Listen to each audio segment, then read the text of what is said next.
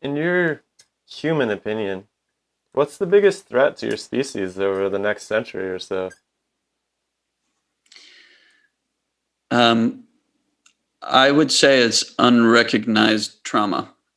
Well, The reason I say that is because when I think of, some people, some individual people have a lot of power and do bad things. Okay, lots of people come to mind when we say that. Different people for come to mind depending on who you are and what you believe.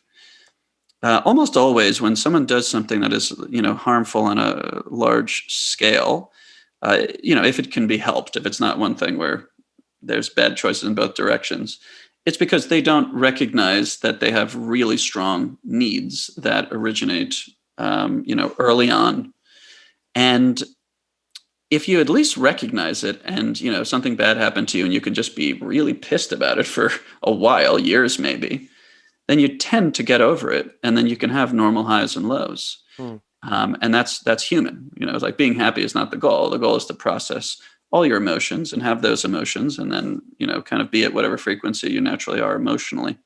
hmm. But I think so many people don't even recognize really that there is a psyche. Like this is almost like some silly Freudian thing that, psychologists talk about rather than um, potentially more motivating than anything you're consciously aware of in your life. Like your psyche probably is the thing that directs your actions more than anything you're aware of actually directs your actions.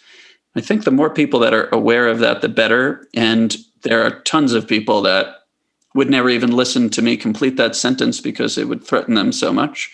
And um, are often, people that make bad decisions and hurt others.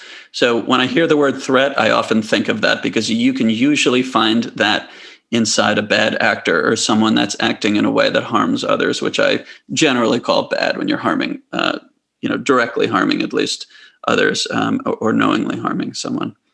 So that's my answer. That's really interesting. It really reminds me of this topic we come across when we speak with earth scientists a lot, which is the idea that biology contains a fair dose of physical material actions like synapses and molecules, but there's this whole other motivational, I hate to use the word spiritual, but you know, these sort of behaviors that possess people, and they're very common Desires. desires, these various natures. And science has a really hard time integrating that side of biology that's not purely material. They do. So it's interesting to hear you say that these subconscious spirits that possess people without their knowing are capable of threatening your species, even. Yeah, I think it's the biggest threat. Absolutely. Um, and I think it like in enough time you'll be able to see the biological grounding for all of it. I don't I wouldn't use the word spiritual, but I like how you used it because it sometimes can just mean the unexplained when people say spiritual. Um, these are all things that many of them are like scientifically proven and that sort of thing, but also like what does that even mean when I say that some scientists agree on it, I think we've learned to question that a lot.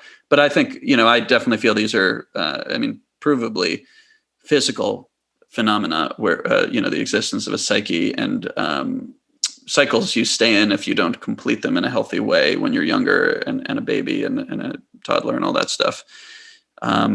So yeah, that's just something that I've seen to be true. I've seen and known to be true throughout my life, more than most other concepts. Maybe we could start a species-wide therapy project when we get there. You know what I mean? Oh boy, I'm in for that. Excellent. Well, those effects certainly have physical consequences, that's for sure. Yeah.